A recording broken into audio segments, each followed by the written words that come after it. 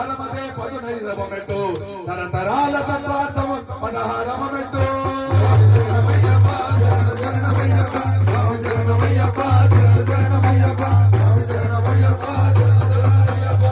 భక్తిని ప్రసాదించును అది 17వ మెట్టు